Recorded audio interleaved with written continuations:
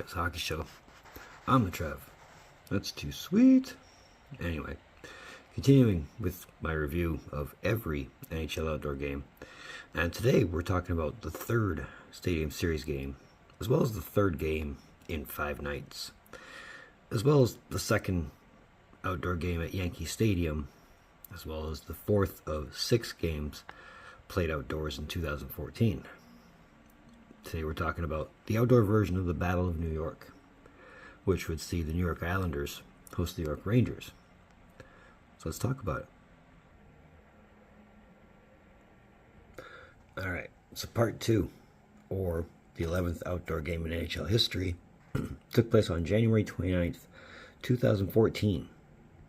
Again, being played at Yankee Stadium, home of Major League Baseball's New York Yankees. Now, this would be the first time in outdoor game history that it would feature a team that had just previously played in an outdoor game immediately play in another one. Which, if you've missed it, we talked about it right here. Now, all told, some 50,027 spectators came out for Game 2 at Yankee Stadium, which on the outdoor attendance sheet put it somewhere right about here. Makes it number 7. Now, weirdly enough, that's only 78 fewer spectators, less than the previous game. But all told, some 100,132 people watched both games. And once again, thanks to the tax exemption status the Rangers received from Madison Square Garden, the Rangers would once again be designated as the road team for this game, and again for any outdoor game that they might play. But we covered that in the last video. Now, temperature at game time came in at 22 degrees Fahrenheit, or -5 for Canadians. So, with all this being said, let's talk about the rosters. So, thanks in large part to the fact that this is their second outdoor game in 3 nights, or their third in team history, depending on which avenue of the spectrum you want to look at. Not much has changed in the last couple of days to make a significant notice on this Rangers roster. Lundqvist is still your starter, and they're still coached by Alain Vigneault. Now, for the Islanders, this is their first game in their team's history being played outside. Nabokov is your starter. I'm pretty sure Okposo has played in an outdoor game before, and I know Vanek has he played in the 2008 Winter Classic. The Islanders at this point are coached by Jack Capuano. So let's talk jerseys. So if you remember the same jersey that the Rangers wore in the last Stadium Series game, which again we've talked about, nothing's changed. It's the same uniform. Whereas the Islanders are wearing something really, really nice, actually. I don't mind this Islander jersey. It was so popular that it became the Islanders' thirds for the 14-15 season. And it also laid a huge inspiration to their Brooklyn thirds, if you remember those. Those ones. So, now that we got all that out of the way, let's talk some hockey.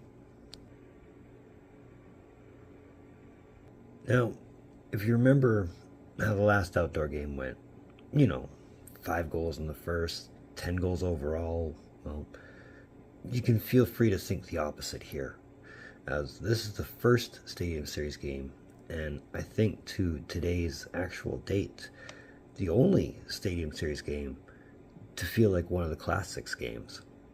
And when I say that, I basically mean that there's no scoring in the first period. And while this is a Battle of New York kind of game, the penalties were sparse. As, the first one, it was early, with Brad Richards getting called for hooking at the 3:24 mark. But for pretty much the rest of the period, it was a lot of good opportunities in between. Last penalty of the first would see Matt Zuccarello get called for interference at the 17:57 mark. So I guess while it could be said that, this could have just been a feeling out the ice kind of period, it wasn't without its spots. I mean, The Islanders would outshoot the Rangers 10-6, but that would essentially be it for the first. So, I guess on to the second. So the second period, by initial appearances, had pretty much the danger of playing out much like the first. The major difference, obviously, being shots and shot opportunities to come from it. But the score sheet didn't really see any action until halfway through the third period. That'd be when Kyle Okposo would get called for hooking and Rick Nash would get called for diving at the 10-11 mark. Now, roughly 2.5 minutes after that, Daniel Carcillo would get called for roughing at the 12:59 mark. But with all the shooting going on, one of these has to eventually go in, right? Well, yeah, that's where we finally start getting some scoring in our first goal of the game. Brock Nelson would score his 10th of the season on a sweet little rebound from Matt Donovan and Cal Clutterbuck to give the Islanders the late 1-0 lead. And just like clockwork, 40 seconds after that, the Rangers would get that one back, as Benoit Pouliot would get his 9th in front of the net from Derek Brassard and Matt Zuccarello at the 19:13 mark to tie the game late at 1. And that's basically how we close out the second. Now, as mentioned, the shots really did pick up in period number 2, with the Islanders outshooting the Rangers 15-14. So, like it's been said, just shoot. It has to go in at some point, right? So with that, we're off to the third. So we're starting the third period, and the Islanders wasted absolutely zero time getting on the score sheet, only not for a goal. Thomas Vanek would get called for hooking only 23 seconds into the period to give the Rangers the early power play, which didn't really amount to much. The Rangers would, however, get themselves that early lead. Daniel Carcillo would score his 3rd of the season off the rebound from Dominic Moore and Brian Boyle at the 4:36 mark to give the Rangers the 2-1 lead. Gotta love it when all the lines work, right? Now, much like the second, a lot of good shot opportunities. I mean, shots were a little lopsided, but a lot of good opportunities in between. I mean, especially when the Islanders decided to finally stand up and play in the last few minutes to put on a surge to get to that tying goal.